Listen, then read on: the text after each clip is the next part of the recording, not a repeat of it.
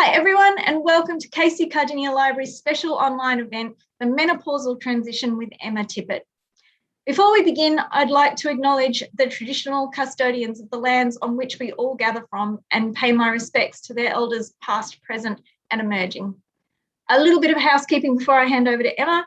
You can rename yourself if needed for privacy by pressing on the three dots on the top right-hand corner of your video. This session is being recorded, but we will only be recording Emma's video. You're welcome to have your camera off or on, but we ask that your microphone remains muted during the session to prevent background noise or feedback. And with that, I'm very excited to hand over to Emma. Thank you all so much for joining me this afternoon. This, seems to have become the way that we're able to share more information and attend these types of events now. So at least we can still all connect on some level, which is wonderful. So I'll just tell you a little bit about myself first. I'm not sure if all of you ladies have seen a naturopath before or know about naturopathy as a complementary health healing modality. So obviously my name's Emma Tippett. I have been a naturopath. I graduated in 2004.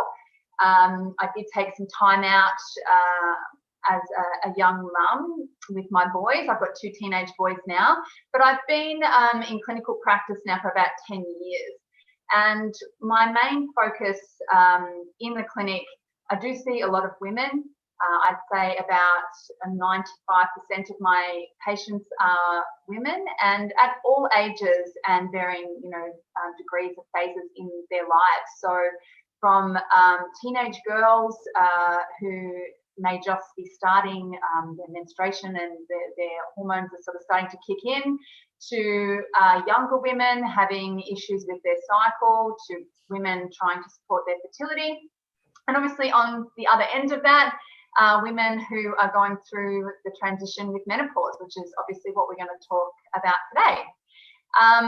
Naturopathy is a really wonderful healing modality that the main goal is to look for the underlying reasons and causes as to why a person is having the particular presentation or issue that they're having with their health.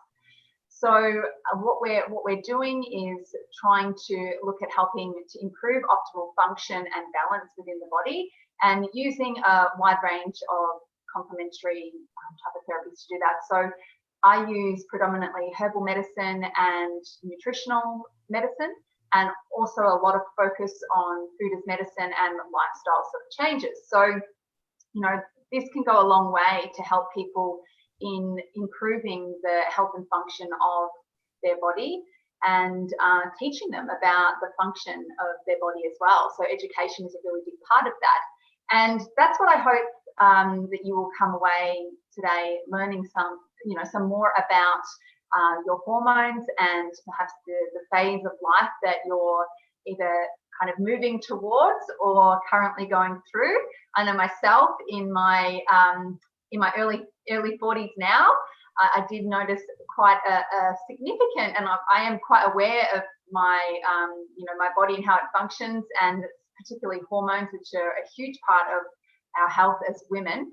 And they're impacted by so many different things. I definitely noticed a change in my own hormonal profile and in some of my kind of vulnerabilities going into my 40s. So I think it's really important for women to kind of have that awareness about their optimal function in their body, and how, going through the different phases that we go through as women, especially with our hormones, how we can kind of approach that at the most optimal, in the most optimal place.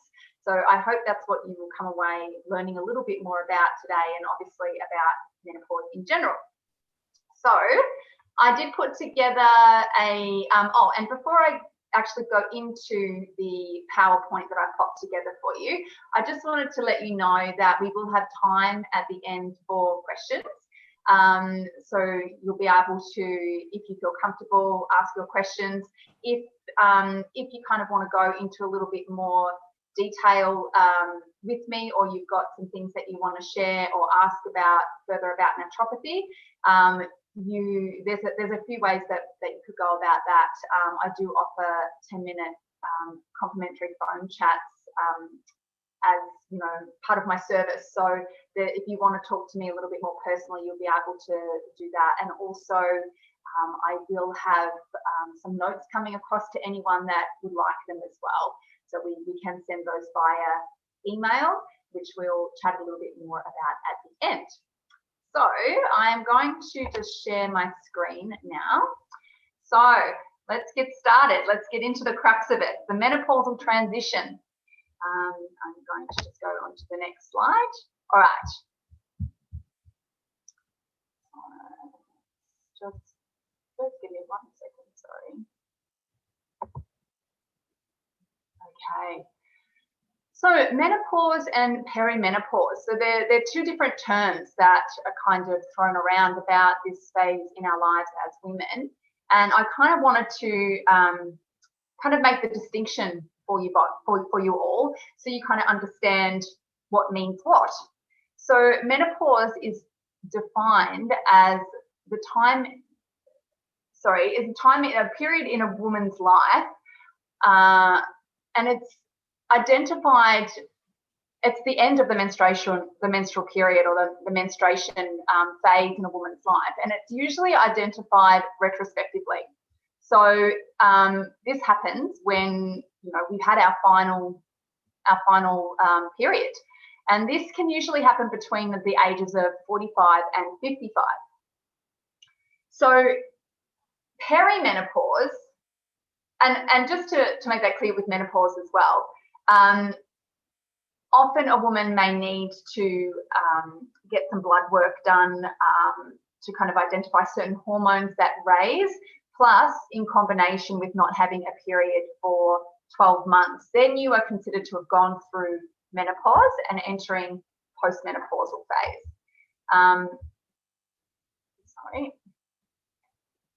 Perimenopause. So if you're still menstruating, if you're still getting your period, even if it has become a little irregular, perimenopause is the period of time when the ovaries are becoming less respondent to stimulation. Okay, this is the transitional period where hormonal changes are taking place, and this can go on for months to years. So as I mentioned to you before, I was saying that I had certainly noticed some changes taking place that were impacting my cycle, and just sort of slight and subtle changes, but that is definitely something that would be normal for my age group, so early 40s. Perimenopause can start in your late 30s, which is early, but it still can start, it can go for up to 10 years. So as I mentioned, this is the transitional period beyond the reproductive years, up to and beyond the last menstrual period. The potential for ovulation is much less. Therefore, sometimes you may not be ovulating in every single cycle. Let me just move on to the next slide for you. Okay. So the duration and complexity of this time in a woman's life will very much be dependent on a number of factors. Okay. So this is where we look at, all of the different contributing factors that do impact our health, and therefore will impact our hormones and our monthly cycle. This is weight, nutrition, stress, workload, and energy levels. So how long perimenopause goes for and how complex that is for a woman will depend on a lot of those factors. And every woman is individual. I think that's really important. We're all individual in our health and function. Obviously, from a biological perspective, our bodies are designed to function in a particular way, but our vulnerabilities, our strengths and weaknesses in different systems of the body will be all individual. So, for example, for a woman that may maybe perhaps her gut is a troublesome area for her, or maybe she experiences some anxiety. These types of areas, her vulnerabilities, may become a little bit more sensitive when we're going through this perimenopausal phase. So where our hormones are starting to shift. Okay, so hormonal changes. So I've just written a few points there for you, but I'm going to obviously talk a little bit more about it in detail. So hormonally, we see production of estrogen and progesterone decrease for approximately 2 years before the final period and for approximately 2 years after the final period. So, and there'll also be an increase in follicle stimulating hormone and luteinizing hormone. So this is what usually happens when a woman is really starting to kind of hit menopause.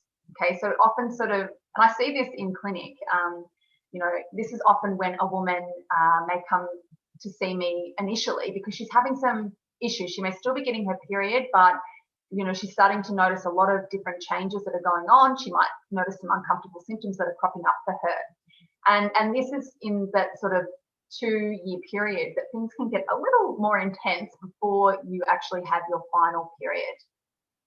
So initially, the interval between periods may shorten, and this is due to an increase in a hormone called follicle stimulating hormone.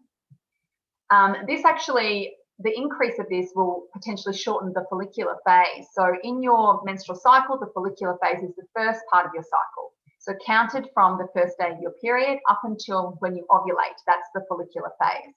Okay, the luteal phase happens after you ovulate up until you get your period. So cycles may also start to become anovulatory, which means that you won't be ovulating. And that might not happen every single cycle, but it may start to happen due to the hormonal changes. And this can result in irregular cycles and fewer days of bleeding. So you may notice a gradual lessening of bleeding, or as I mentioned, a shorter bleed. So you may have had your period for maybe 5 or 6 days in your 20s and 30s. In your 40s, you may start to notice that it shortens.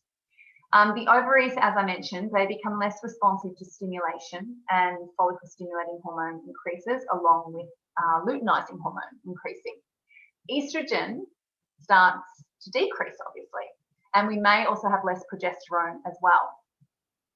So this is where we may notice the beginning of some of the vasomotor symptoms. So the wonderful hot flushes that a lot of women talk about and potentially struggle with at this time, in this perimenopausal, menopausal time. Up to 75% of women will actually experience this to some capacity. And the hot flushes may be mediated by a temporary increase in the sympathetic nervous system. So your nervous system, you're either activating your sympathetic nervous system or parasympathetic nervous system. And parasympathetic is when you're feeling really relaxed and calm. And this is like, when you're on a holiday, this is where your nervous system is hopefully sitting at, in parasympathetic mode. In sympathetic mode, that's when things are a little like overstimulated, or you may have a more tendency to fight or flight, or the fight or flight response, or anxiety. Okay, so they can also be.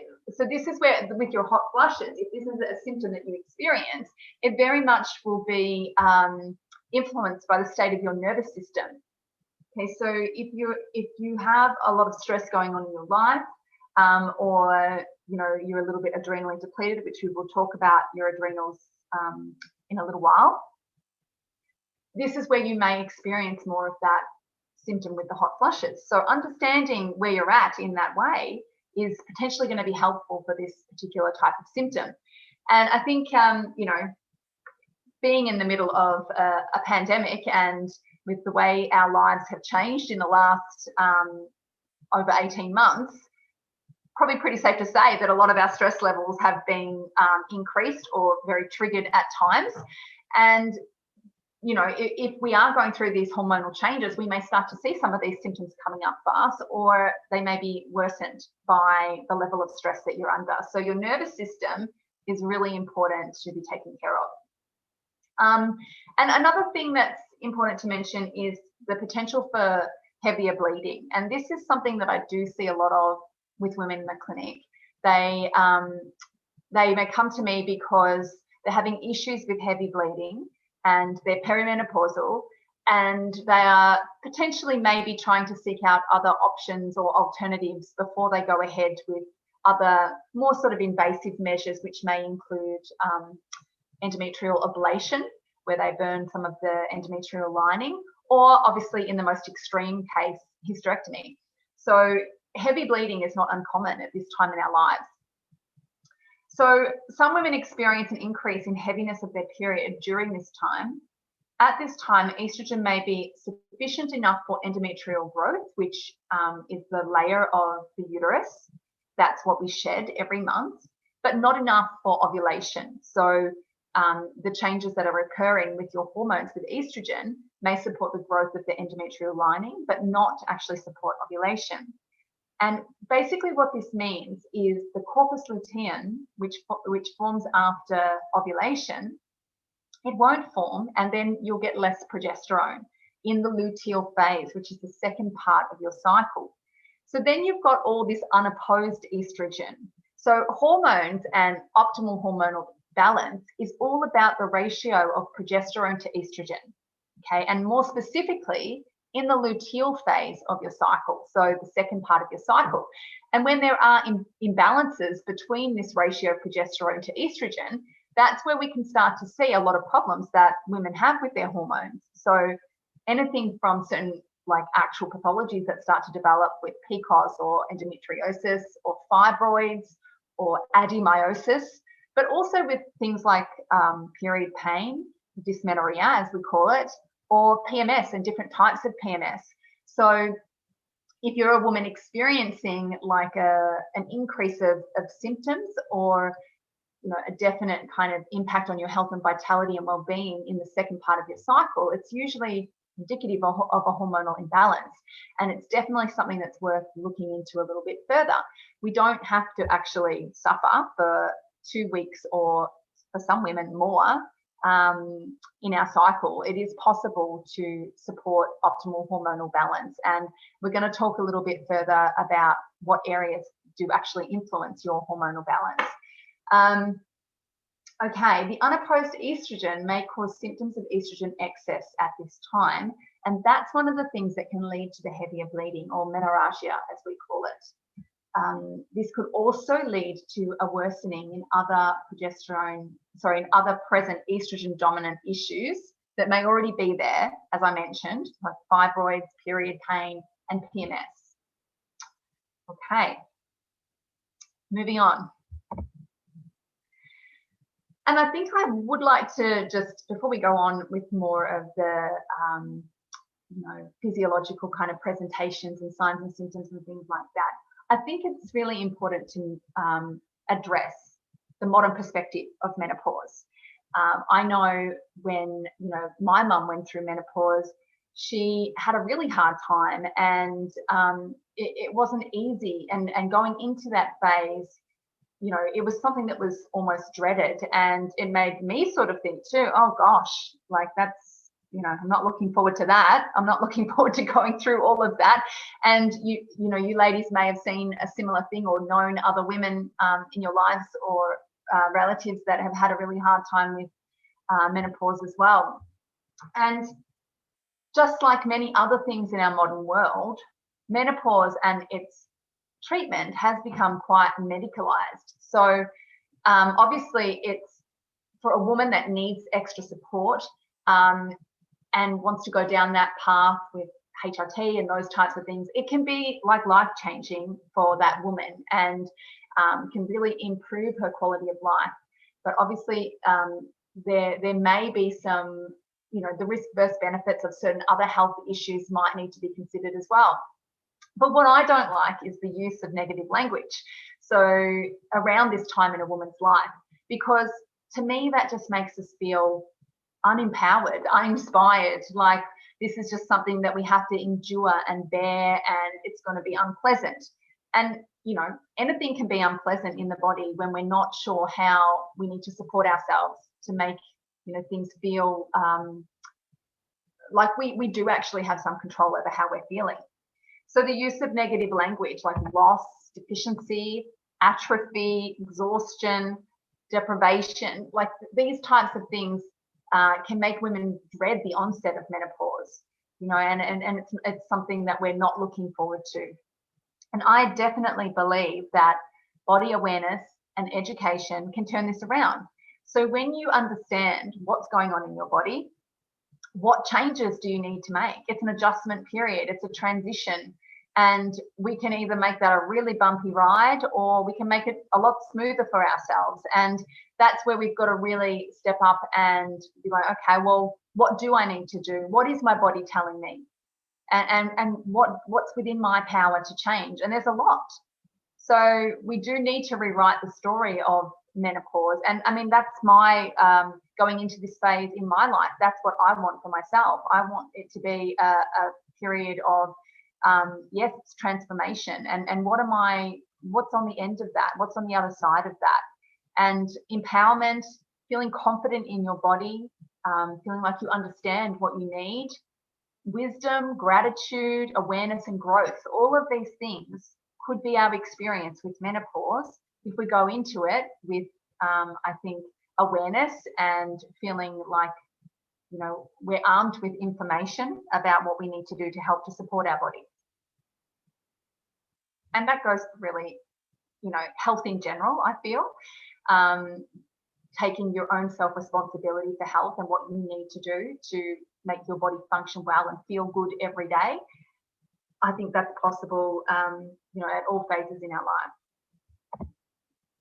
Okay, now I wanted to boost us all up so that we could go in and talk about the signs and symptoms of menopause, the potential signs and symptoms of what we may experience when things are transitioning, but also remember that things may be, these are signs also that perhaps going into this phase, your body's a little bit depleted of maybe progesterone, or maybe it's got, you're a bit estrogen excess, and maybe you've got other factors that are actually impacting the situation. So you're not going to get all of these symptoms, but you may experience some of them.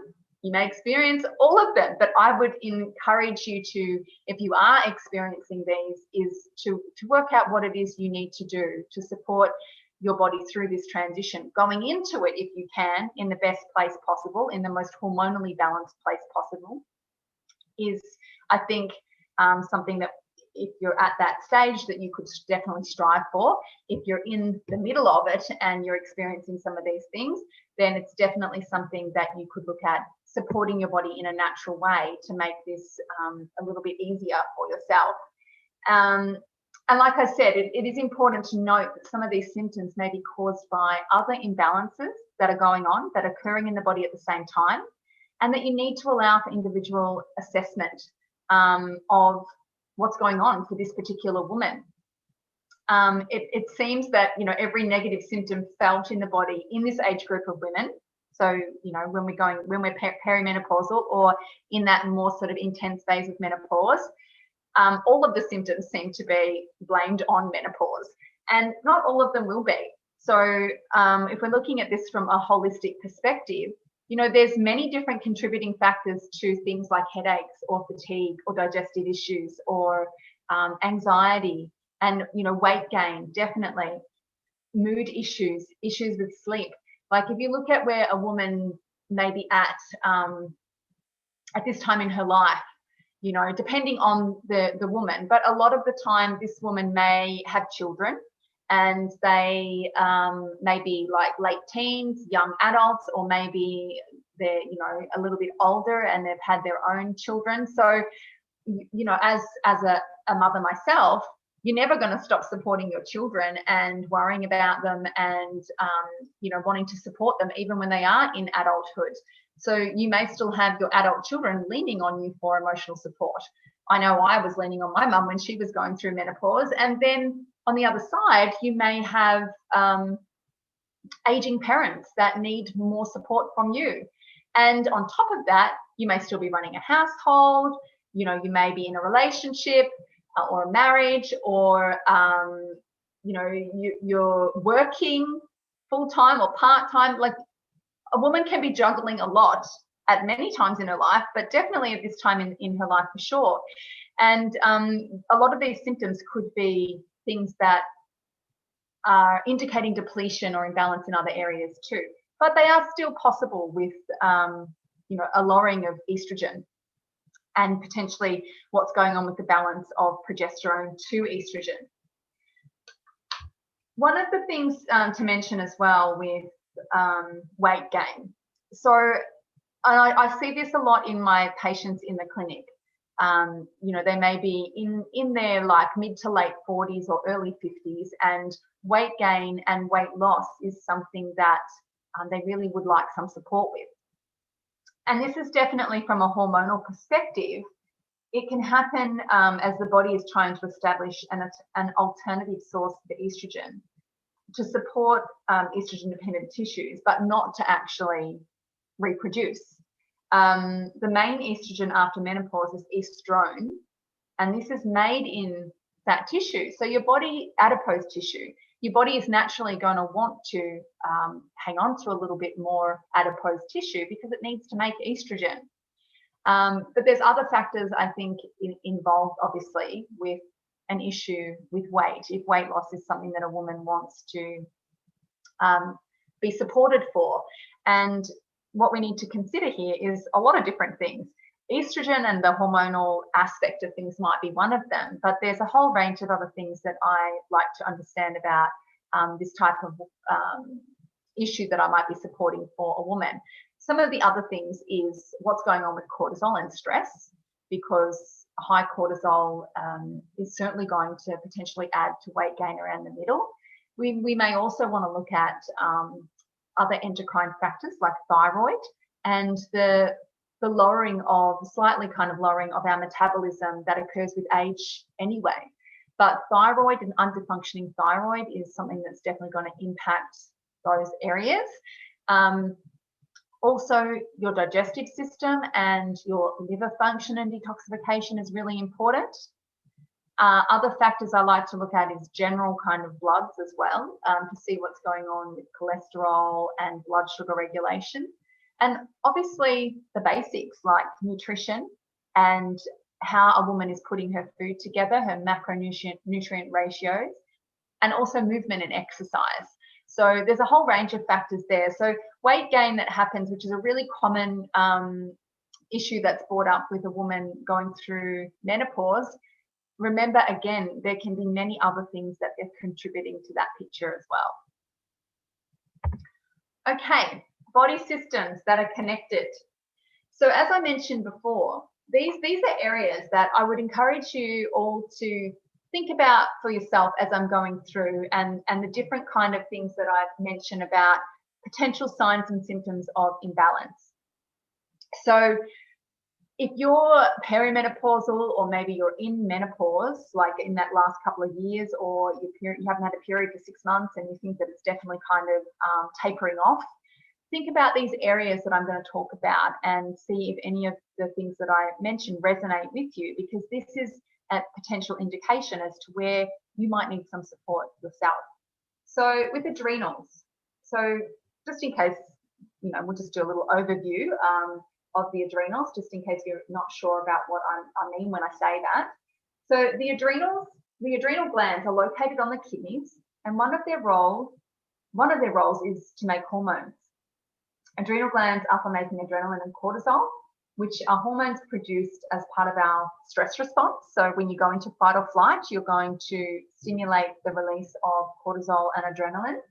And also cortisol is needed for our sleep and waking up cycle, so the circadian rhythm. Clues that your adrenal glands may need support include poor sleep, changes in the way you're able to deal with stress, blood sugar fluctuations, fatigue, changes in mood and reduced mental clarity. And low adrenal function can be caused by chronic stress, so when you've been under stress for a long time. So with these areas, with adrenal function, what we want to look at is with cortisol output. We want our cortisol to peak in the morning, and that helps melatonin to reduce, so we wake up.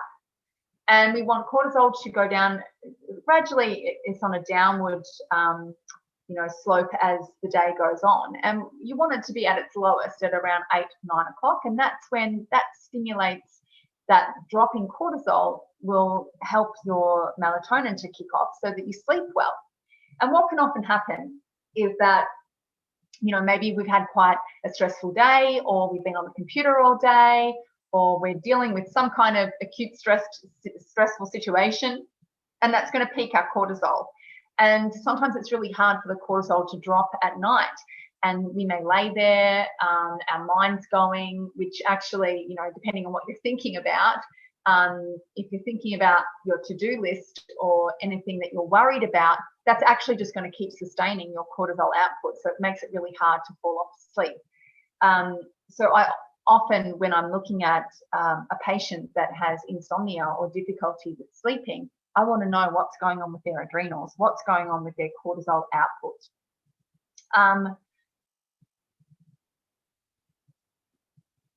Brain fog, those types of things, these can be quite common as well with when your adrenals are being overstimulated. And I would have to say, in our modern way of living, we're living in constant stimulation, phones, computers, endless Zoom calls, like all of that stuff is quite stimulating to our nervous system. So is coffee, excess sugar, actual stressful situations, worrying. All of these things are going to overstimulate your adrenals and result in your fight or flight responses becoming more active. And eventually this is quite taxing on your body. And it also will implicate your progesterone levels as well. I think it's important to mention with progesterone is what kicks in from the luteal phase, so after ovulation. And this is where, a woman may see more symptoms in that part of her cycle if she is lacking progesterone. And I would say that's when I do hormonal testing, that's one of the most common things I see is low progesterone. And I will admit, I've even had low progesterone a lot in the past as well. It's definitely a vulnerable area for me. Because the more you're in fight or flight, the more your body uses progesterone to make cortisol. So if you think about stress and the impacts on your cycle and even the impacts on this perimenopausal phase, we want to preserve as much progesterone as possible. We don't want to be leaking it out to our stress response all the time. So as our ovaries begin to decrease in function and stop producing progesterone and estrogen, the adrenal glands will respond. The adrenal glands start making a hormone that can be converted into estradiol, which is a form of estrogen. Estradiol plays a role in bone health, heart health, and is neuroprotective after menopause. So you can see that adrenals are really important in our overall health and well-being as women, but also in this time in our lives, because they could be quite stimulated a lot, depending on a number of factors. And we want to do what we can to keep that area in balance so that we're not going into menopause in a state of depletion, especially progesterone depletion. Okay, next slide. The nervous system. So I love talking about the nervous system. It's definitely an area of vulnerability for me, and I've learned so much about how to support a balanced nervous system function, especially if you are vulnerable to things like anxiety, or you feel like you're just running on the go all the time. You're activating your nervous system when you do that. So if you're already in a state of fight or flight, you will be overusing your adrenals, but also encouraging sympathetic dominance, which I mentioned before. So this is in fight or flight. And we need to preserve our adrenal function to make estrogen after menopause. But if you are in sympathetic dominance through menopause, this might be a contributing factor or cause to some of the symptoms that you could be potentially vulnerable to, like anxiety or insomnia, and hot flushes can worsen with that overactivation of the nervous system. The more cortisol you need, the more progesterone is needed to make it, as I mentioned before. The less progesterone you have, the more anxious you become. So this is like, it's a little bit of a triangle with cortisol, progesterone, and GABA production. So GABA is a calming neurotransmitter that we do need progesterone to make that as well. So we also need progesterone to make cortisol. So you can see how important progesterone is in this picture of balance in a woman's body. So from an optimal function perspective, our bodies don't actually do so well when we're cortisol driven or fight or flight driven a lot of the time. It's, I think, definitely okay to have bursts of this and tapping into cortisol. This is like, you're getting stuff done. But it's also important to do the opposite, because a woman's body needs to preserve and needs to pull back energy as well. And you need to preserve your progesterone as much as you can. So this is the balance between fight or flight and the parasympathetic nervous system. So if you look at your day and your daily routine, how much are you doing which is aligned with parasympathetic nervous system, and how much are you doing which is aligned with sympathetic dominance? So I know a lot of my female patients are very much stuck in that sympathetic dominant mode of go, go, go, do, achieve. And that's all very well until it sort of starts to impact health and function, and then we're starting to see imbalances pop up because of it. So I think it's important to understand, well, what can I do to strike a balance? Because women aren't meant to be as cortisol driven as what I think we are in our modern way of living. Men can cope a little bit more with cortisol because they don't have this delicate balance between the two hormones of progesterone and estrogen that they've got to keep in balance all the time. They've got their testosterone, they've got a bit of cortisol, and they run quite well with cortisol, more so than what a woman will, because we deplete ourselves when we run cortisol too much. Okay, next, the gut and the liver. So this is another area of passion for me with my patients, and a focus in my clinical practice is the gut. So I've been seeing patients for gut issues for many years, and I have done a lot of extra kind of research and courses and training on how to support gut function and gut microbiome. So I did the GAPS practitioner training about 6 years ago, and this actually talked about the microbiome and the health of gut bacteria and the gut lining and leaky gut and all of those things that are kind of, in the last few years have become very, big buzzwords. And it's great because there's been a lot of, advancements in science and research on the microbiome and the gut and the different types of bacteria that are good and pathogenic and can potentially overgrow, which I think is absolutely amazing, because that understanding can, really make a huge difference for someone that may have been suffering gut issues for many years of their life. What's going on microbially makes a huge difference to the health and function of your digestive system and how that influences the rest of your body.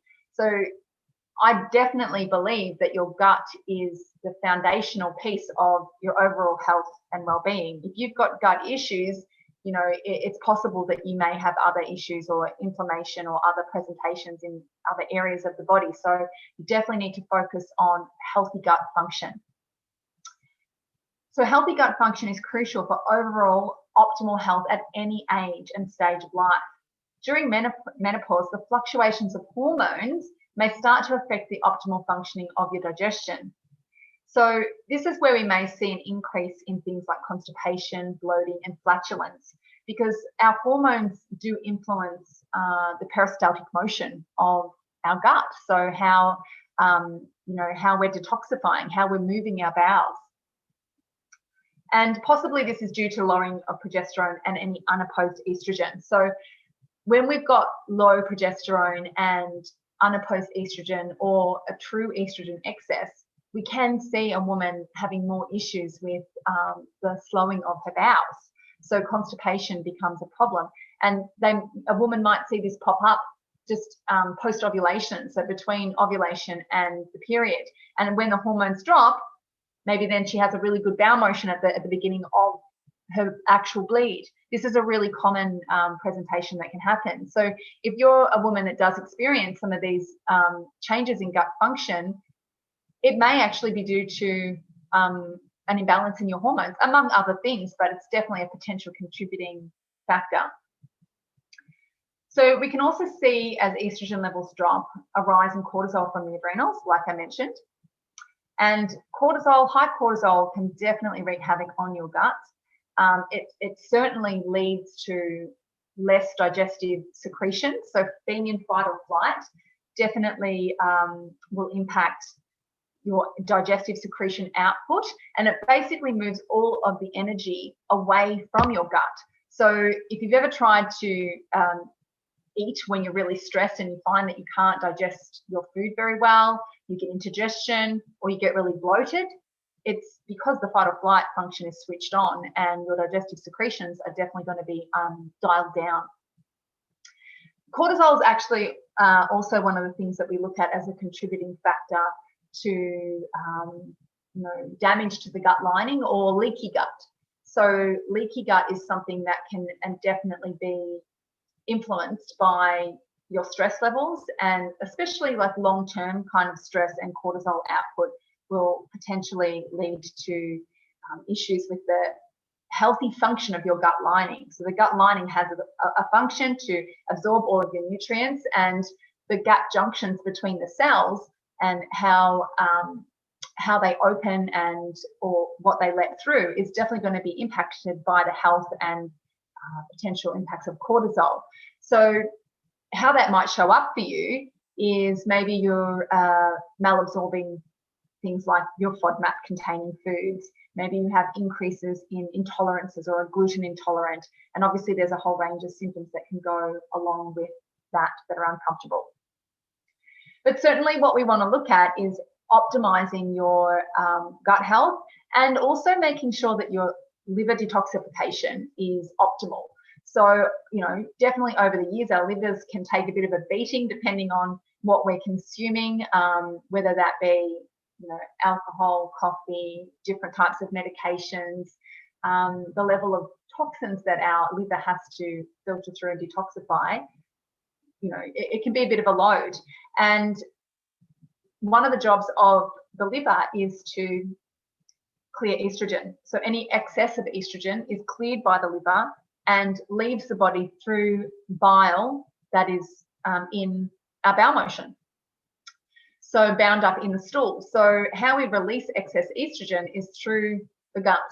And say a woman coming into perimenopause, if she has signs of high estrogen, so estrogen excess, it may be increased, like period pain, heavy bleeding, the estrogen excess sort of signs and symptoms in PMS, like irritability and sugar cravings and bloating, gut disturbance. We often need to look at, well, how's the liver going? How is the liver actually clearing estrogen? And is this woman constipated? Is she moving her bowels well? Is she detoxifying well? So the liver is definitely implicated in the balance and optimal balance of your hormones.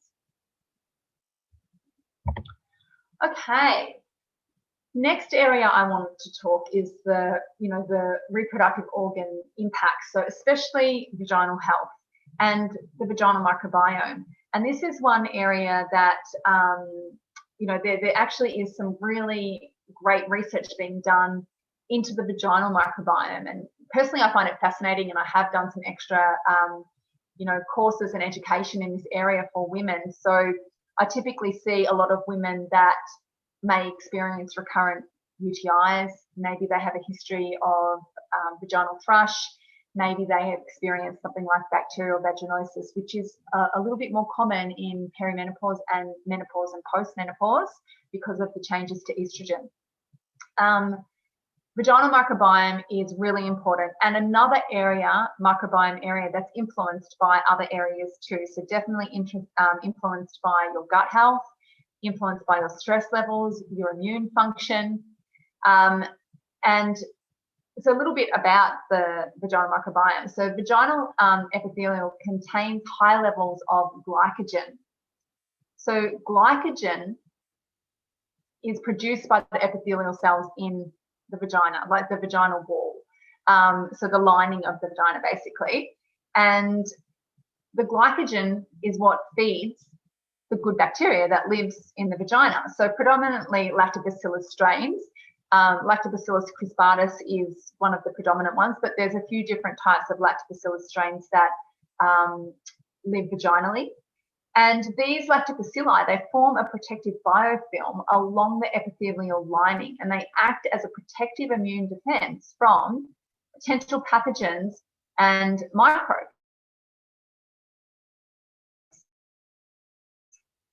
So the good bacteria ferments with the glycogen, which is like a sugar base, and that means hydrogen peroxide and lactic acid, and this is what helps maintain good pH. Okay, so being a more acidic environment helps to kill off any microbes that we may come into contact with or potential pathogens. So a decrease in estrogen causes a thinning out. I'll just continue talking. I won't go onto the PowerPoint because I can't locate it again. It's going to take too much time. Yep. It's not coming up. So sorry, ladies, about that. Okay, so yeah, these are a couple of the things with bacterial vaginosis and recurrent UTIs could potentially be, popping up for some women if this is an area of vulnerability. And if that's the case, then definitely some investigating into vaginal microbiome could be really helpful for this woman. But also, the natural things that I'm going to talk about that can be beneficial to help with modulating estrogen could also be helpful for vaginal microbiome. But the things that, before I go into some of the natural, things to potentially think about and things that I recommend for women in the perimenopausal sort of phase, or a woman having a lot of symptoms, is some different functional tests that you might potentially like to consider.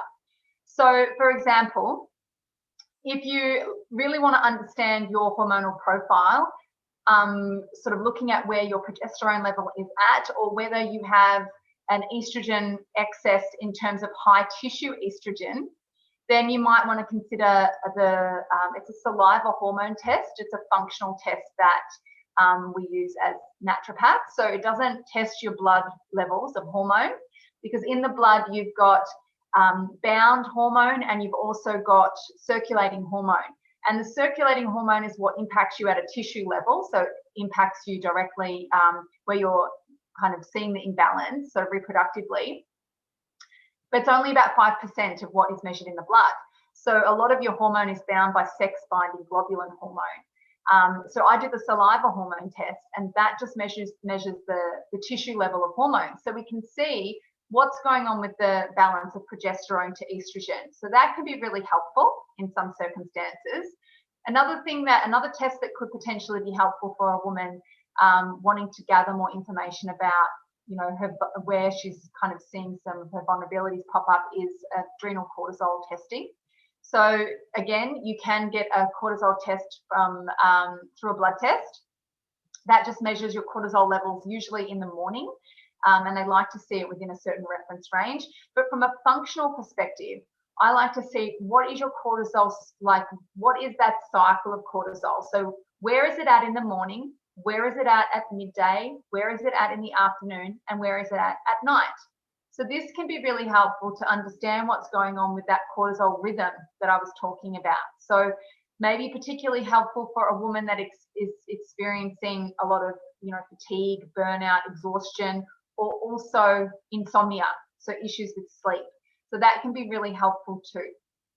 Some of the other things that you could potentially consider, if there is some major gut issues going on, a gut microbiome test, which is a functional stool analysis that basically looks at any and every potential microbe that could be present in your gut that might be contributing to some symptoms. It also tells us about functional aspects of your gut also. Iodine levels could be another thing that you could consider if we're thinking maybe thyroid is a little bit out of balance, and this may be for a woman that is experiencing burnout, fatigue, Constipation can also be a presentation of low thyroid function. Also weight gain. So if a woman wants to know a little bit more about if that is a problem for her, we could look at, understanding a bit more about the thyroid. And also, just seeing your GP about some general bloods. That can be helpful just to understand where you're at with an overview. Like, important things like vitamin D and iron, they're going to impact us.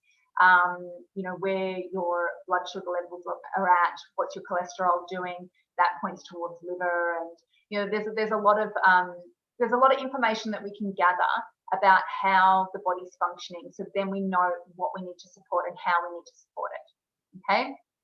So just looking at my notes here, and the things that I want to talk about just finally, some of the natural things that I will use. Now, I would definitely, like when I'm talking about nutritional supplements and herbs in particular, I wouldn't encourage you just to go out and, grab what you can off the shelf and experiment. I think it's always better if you're going to be using natural medicines to treat a particular problem, to have someone guiding you that has the training around how to use these things most effectively. Because, understanding dosage ranges and what your body needs is really important to get a result, but also so that you don't get any kind of negative impact. I think that's really important. Anything that has a therapeutic action on the body, you could take too much of. So it's really important to understand how to use these things. So definitely always chat to a trained practitioner about this. So the treatment goals when we're looking at supporting a woman in perimenopause who is symptomatic, and like in all the different ways that I've sort of mentioned that's possible, or also a woman that's in the more intense phase of menopause, what we want to do is understand for that woman what areas of vulnerability are a factor for her. And the treatment goals are basically supporting optimal balance of the hormones going through that transition. So from a natural perspective, we can use things that do bind to estrogen receptors. So there's certain plants that have constituents in them that are phytoestrogens. So they don't have any dangerous side effects that some women may be concerned about with more synthetic forms of estrogen. They are natural, they bind to the receptors, and they give your body this sense of having more estrogen than what you're actually producing, which I'm sure for a lot of women provides a lot of relief in many different ways in this phase. So we do want to provide relief of symptoms, of course. So that will improve a woman's quality of life while we're working on the underlying potential imbalances for that particular woman. So for example, I might have a woman that comes and is going through menopause, and her major symptoms may be anxiety and insomnia. So I'm going to look at everything, like an overview of everything, but obviously those are the areas of vulnerability for her adrenals, her nervous system, and the impact that that's having on her body at this transitional hormonal time. Another woman might present to me with fatigue and recurrent UTIs or bacterial vaginosis, like I mentioned before. So every woman's experience or what potential symptoms might be areas of vulnerability for her are going to be different. That's why there's not like a one size fits all for, how we need to support. Individual consideration is always, I think, going to bring the best results. So we may need to look at the natural hormonal support that we can give with certain nutritional and herbal medicines. We want to look at the woman's nutrition. Is she eating in a way that is actually supportive for her optimal health and function? And there's definitely foods that you can use from a food as medicine approach that have balancing effects on your hormones. We want to look at adrenal support, healthy body weight, stress support if that's needed, liver support if that's needed, gut rebalancing if that's needed. So all of those previous slides that I shared about the potential areas of vulnerability, that's where we may need to, focus in terms of our, treatment aims in supporting this woman. So long term, we want to look at, from a postmenopausal perspective, support with bone health, so prevention of osteoporosis and also cardiovascular support too. So they're things that are more considerations when you're kind of, menopause, postmenopausal. That's when we want to start to potentially think of those things. So from a herbal medicine perspective, and this is like I love herbs. I've got about 100 bottles of herbs on my wall in the dispensary in the clinic. And I don't think there's patients that leave without a herbal medicine are usually patients that don't like the taste and they don't want to take them. So everyone else gets a special formula from me.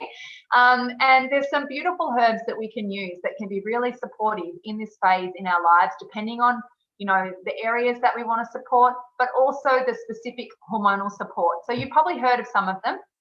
I'm going to just read a few of them out. So phytoestrogen herbs are herbs like oats, shatavari, sage, black cohosh, wild yam, and ziziphus. So these have a phytoestrogen effect in the body. So using, obviously they all have different therapeutic ranges, and I use them as herbal tinctures, but you can also use them like as herbal teas. And that's, I guess, one of the, if you're, depending on, there's some that you definitely want to check with a practitioner, because some plants definitely have interactions with other medications depending on what else is going on. But herbal teas and things like that can be a nice way to kind of utilize herbs if you're just sort of, dipping your toe with herbal medicine. The things that I find are quite supportive for your progesterone levels are Vitex or chaste tree. If you've used herbal medicine before for hormones, you definitely would have heard of that herb. And wild yam, teasel root, these can be really good for progesterone support as well. And I also use withania. So withania has beautiful adrenal supportive actions, but it's also supportive for your progesterone pathway too.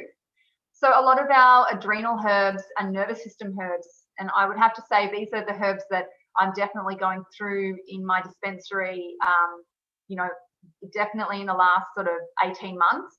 Adrenal support and stress support is probably number one in the clinic at the moment. But I've got some beautiful herbs that I use and for liver support as well. So things like milk thistle, turmeric, dandelion, licorice, the withania I mentioned, ginseng.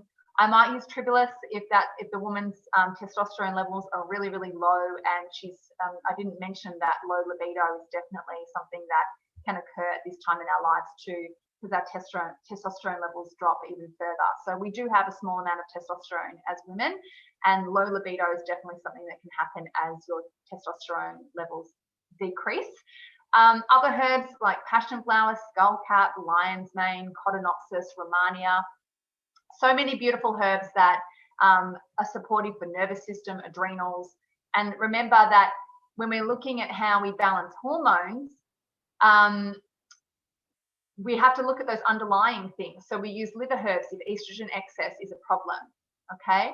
And they actually help to support liver detoxification pathways.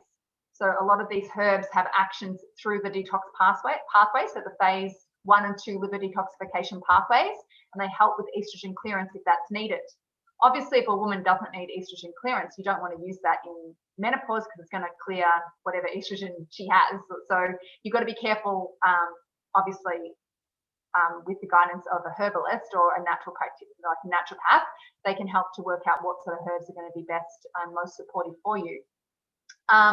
But the nervous system herbs and adrenal herbs just are absolutely beautiful. And I always, have my own mix in the cupboard for when I need that in stressful times. And it's a really beautiful and natural and, safe way when used correctly to support your body. Just basic nutritional support or nutritional supplements that might be helpful and beneficial. And you ladies may already take a range of different supplements and know about these types of nutrients anyway. So magnesium and B vitamins, really important for the liver pathways, really important for adrenal and nervous system function, so healthy function, definitely for neurotransmitter production, those types of things.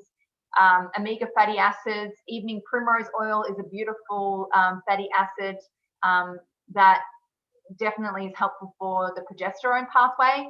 Vitamin E, calcium is obviously really important. Zinc can be really important. So again, If you're unsure about what you need, it's definitely best to speak to someone about that, so you're taking the correct things. And that's definitely my ethos as a practitioner and as a naturopath is supplements are amazing, herbs are amazing when used correctly for what the body needs.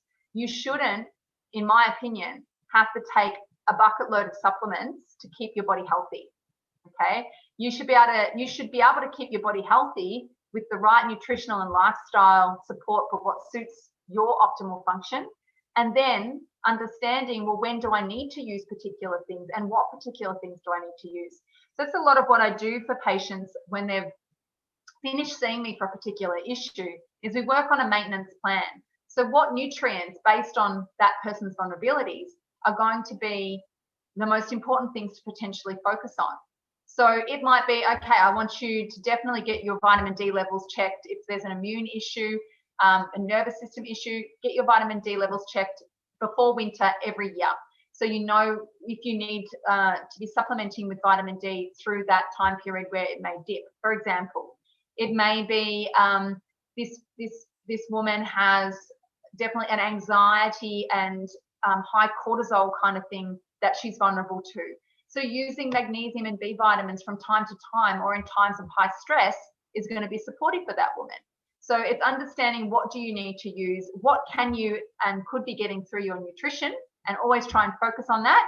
But let's be honest and let's be real, when we're really stressed, often nutrition and healthy lifestyle things tend to what can drop off for some people, for most people, even myself, I will definitely admit to that. So, you know, it's knowing what can you use to support yourself in those sort of times.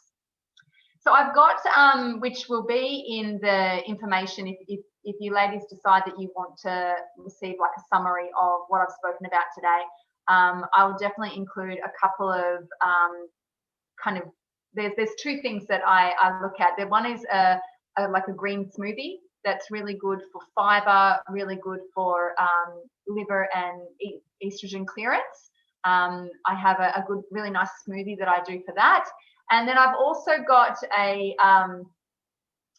libido elixir. So if you're a woman who's a bit depleted and adrenally, or your libido is quite low through this period, I've got a really nice hot chocolate drink that I've got a little recipe there for you that includes things like cacao and red maca. I don't know if you've heard of red maca, but maca is again, it has a hormonal or estrogen modulation impact. So if you've got estrogen excess, or you have like pain and heavy bleeding if you're still menstruating monthly and it's due to high estrogen, you don't want to be taking maca. So if your estrogen's depleted and you're, you know, especially in that time when you're going through the menopausal transition, then something like maca could be really good for you in terms of feelings of vitality and supporting libido if that's something that you want to focus on. But other foods that are considered phytoestrogen, tempeh, you know, tofu, although I wouldn't not too much sort of processed soy products, I wouldn't recommend, but small amounts. Golden flax seeds, alfalfa, and lots of healthy fats are really important. Okay, I realize we have gone over time, so I do apologize. Our little technical issues didn't help matters there. But that's basically it. That's the information that I wanted to share with you today. And I really do hope that you've found it helpful.